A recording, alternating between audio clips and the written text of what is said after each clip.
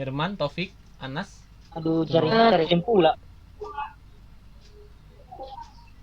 Aduh. Oh, Microsoft. Oke. Ayo, langsung aja Pak. Iya, langsung aja. Siapa yang presentasi Baik. pertama? Buka dulu ya. Buka dulu dari kalian. Ya. Kenalkan kalian siapa saja dan apa yang mau dibahas. Baik. Terima kasih kesempatan yang diberikan kepada kami, khususnya dari kelompok 1. Sebelum kami menyajikan isi dari pembahasan kami, perkenalkan diri kami terdiri dari 4 orang, yaitu pertama, Johnny Herman Banua, 2, Bagus Marita sendiri, 3, Anastasia, 4, Gunawan.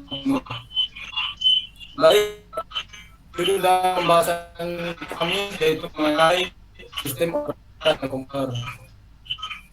Sebelum itu kita mengetahui sistem operasi pada komputer. Artinya, sistem operasi komputer adalah sebuah perangkat lunak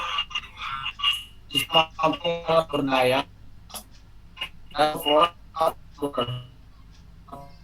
serta memudahkan interaksi dengan pengguna user. Terus dalam sistem operasi komputer ini dia maksudnya mengoperasi seperti perangkat lunak. Perangkat lunak misalnya kayak speaker. Speaker itu perangkat keras, mohon maaf. Speaker. Biarin aja ya, biarin ya. Biar jelas dulu, nanti kita koreksi ya.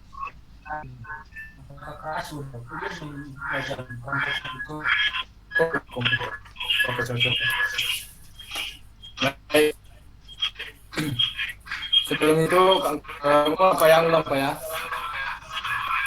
Baik, sebelum itu kami akan menjelaskan mengenai sistem operasi pada sistem komputer.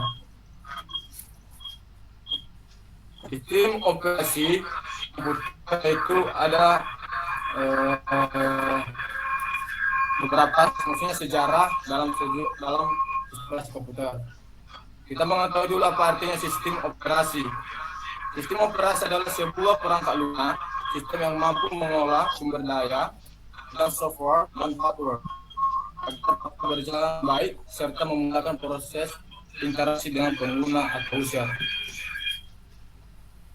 Jadi di sistem operasi komputer ini juga dia memiliki sejarah, di mana sejarah komputer ini masuk pada pembahasan yang mengenai sejarah awal dan sebuah sistem operasi. Ada beberapa generasi dalam sebuah komputer. Ada generasi pertama, generasi kedua, ketiga, dan keempat. Jadi generasi pertama pada tahun 1995 dan 1955. Jadi dalam generasi pertama ini kita mengetahui dia memiliki ruang yang cukup luas dan terdapat juga dalam sejarah pertama ini dia memiliki banyak bahasa mesin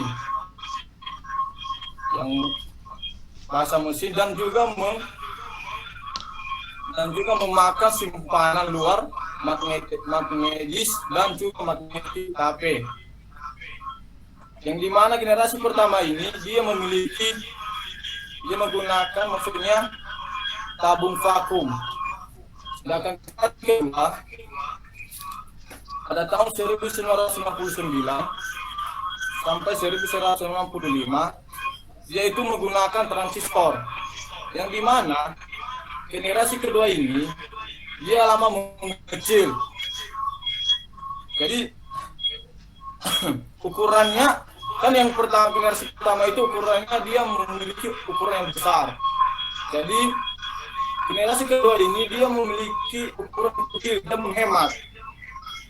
menghemat seperti daya listrik, mampu melakukan proses real time dan juga real sharing. Dan juga generasi kedua ini kapasitas memorinya juga kapasitas memorinya juga sedikit berkembang menggunakan dari magnetik dan storage. Generasi ketiga pada tahun 1965 dan 1971 yang dimana generasi ketiga ini dia menggunakan integrated circuit yang dimana tadi kan generasi kedua itu mengecil dan menghemat listrik, memiliki juga bahasa pemrograman. Jadi di generasi ketiga ini dia juga istrinya juga sama, dia memiliki istri digunakan jauh lebih hemat. Pertama juga dia memakai IC dan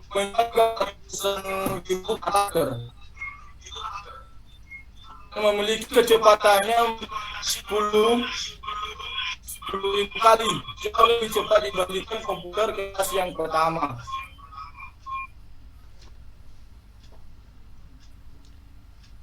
Jadi generasi keempat itu lagi pada tahun 1980 sampai sekarang dia itu menggunakan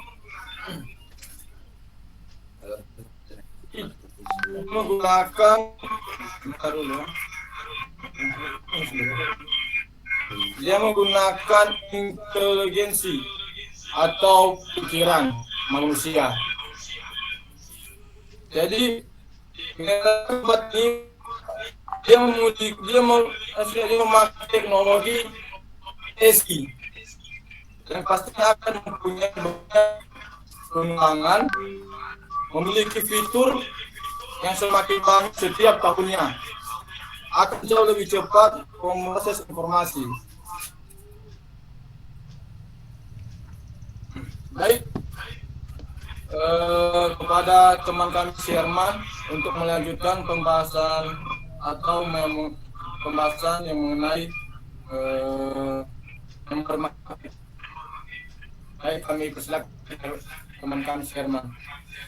Baik, saya akan menjelaskan mengenai memori magnet. Manajemen memori terbagi menjadi dua fokus utama, yaitu primary memory dan main memory. Di mana primary memory merupakan kebutuhan penyimpanan yang diutamakan seperti RAM. Main memory merupakan penyimpanan dapat diakses langsung melalui CPU. Dua, Device magnet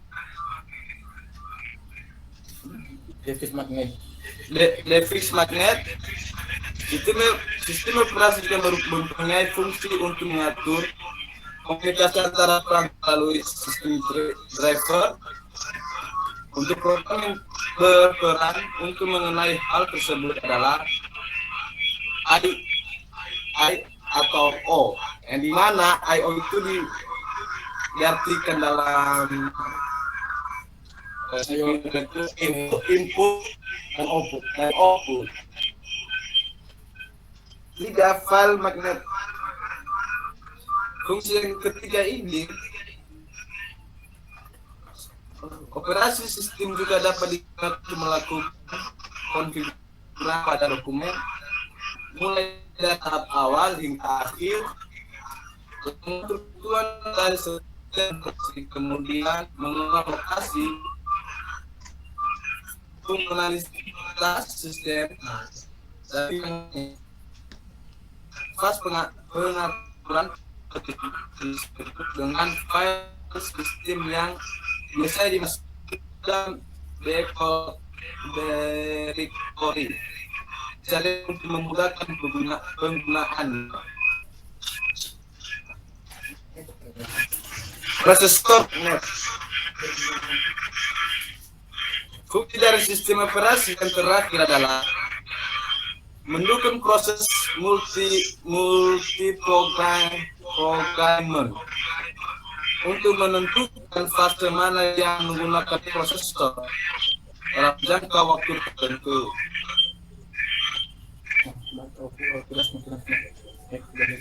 Baik, seterusnya akan dijelaskan oleh teman kami Ufi. Baik.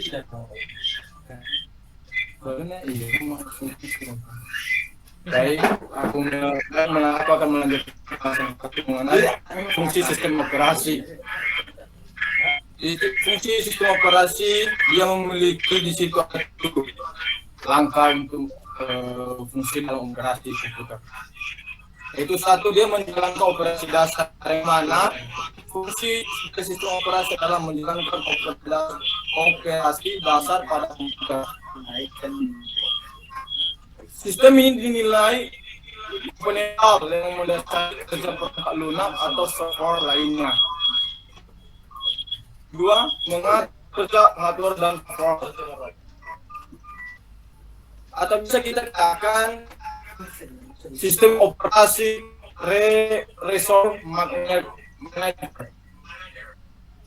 Ia dalam perangkat itu sistem operasi berfungsi untuk mengontrol perangkat keras, memori, CPU, hard disk, dan perangkat keras lainnya. Tiga, wadah program atau aplikasi. Di mana aplikasi ini juga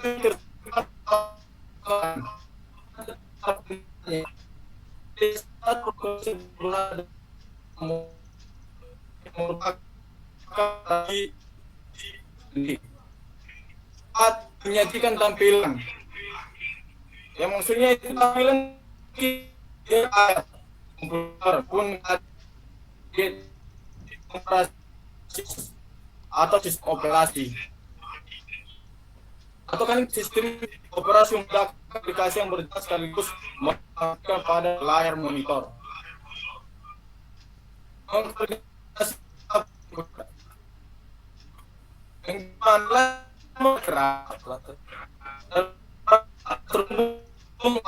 Sistem operasi juga berfungsi memastikan segala hal di dalam program.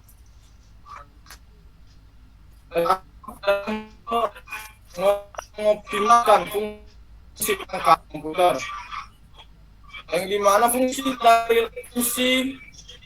dari sistem operasi atau OS ini yaitu adalah mengoptimalkan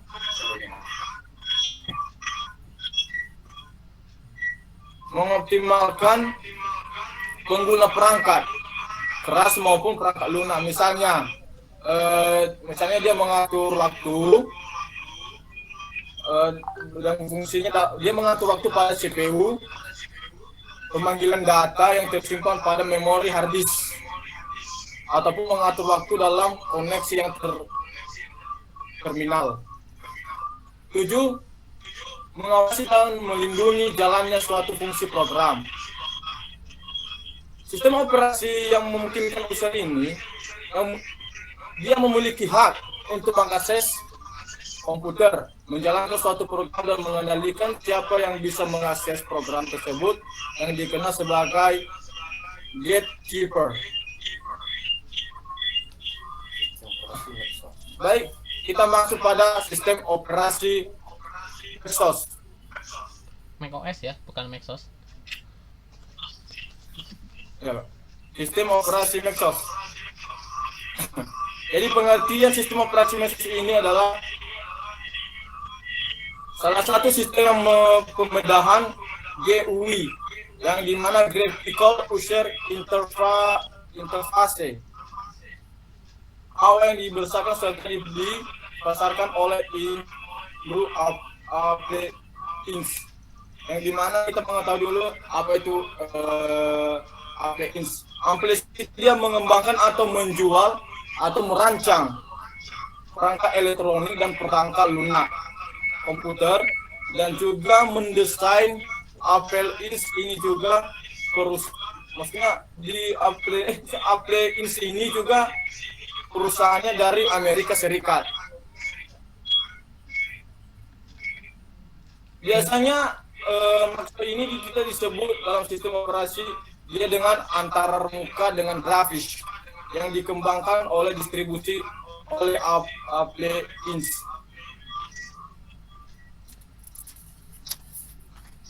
Jadi baik kita masuk pada sejarah Maxos.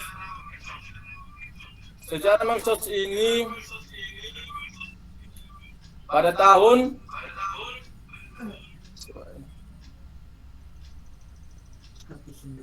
1986 dia dibuat maksudnya Maxos ini dibuat pada awal tahun 1986 dengan pemakaian desain yang elok yang menciptakan Maxos. Orang-orang berarti ialah Bill Atkinson atau Jeff Francis serta Andy Hergifeld. Maksudnya Jeff Raskin ini selaku adalah salah satu orang yang ikut serta pula ikut andil dalam pemberian nama Maxos ini.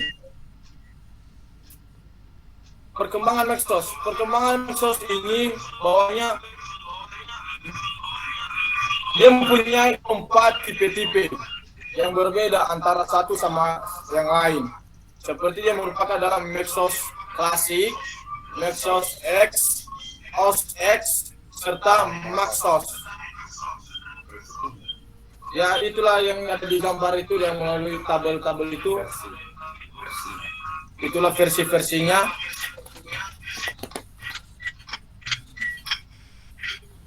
Dan kita juga mengetahui apa kelebihan dan kekurangan Maxos. Kelebihan dan kekurangan Maxos ini, satu kita mengetahui kelebihannya. Kelebihannya adalah keamanan. Kedua, disarankan untuk designer atau developer.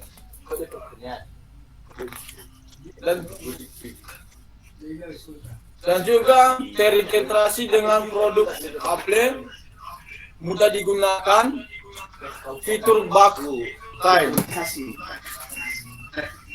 Dan kekurangan Maxos ini juga harganya mahal dan juga main game dan fleksibilitas upgrade.